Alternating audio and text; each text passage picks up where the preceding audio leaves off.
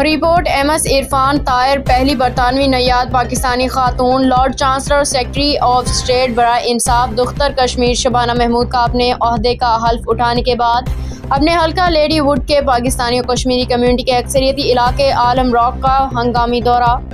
इस दौरान उन्होंने आलम रॉक में मौजूद नामवर सियासी शख्सियत चौधरी मोहम्मद अयूब की रहायशगाह पर उनके ख़ानदान अजीज़ व अकारब से खुसूसी मुलाकात की। चांसलर और सेक्रेटरी ऑफ स्टेट बराए इंसाफ के इलाके में पहुँचने पर चौधरी मोहम्मद अयूब और उनके ख़ानदान के मर्द ख़वातीन ने उनका पुरतपाक इस्तकबाल किया।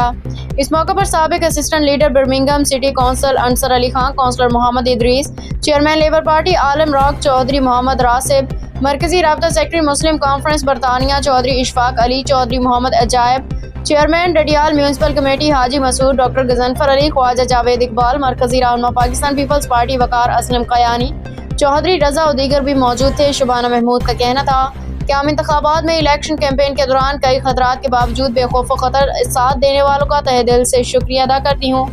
उनके कहना था कि अल्लाह रब्बुल इज़्ज़त के बाद मुझे हल्का की आवाम ने आला तरीन ओहदे पर पहुँचने में मेरा भरपूर साथ दिया, जिनका मैं समय में कल्ब से शुक्रिया अदा करती हूँ। इस मौके पर उन्होंने अपने इलेक्शन के दौरान किए गए ऐलानात और पॉलिटिकल एजेंडे पर अमल दरामद के जज्बात को फिर से दोहराया। उनका मजीद कहना था कि इस मुल्क में रहते हुए हमें मनफी किरदार की मज़म्मत करते हुए जमहूरी कदरों को फ़रोग देना है ताकि दीगर अक़वाम में कम्यूनिटी का मुस्बत तशख़्ख़ुस उजागर हो सके।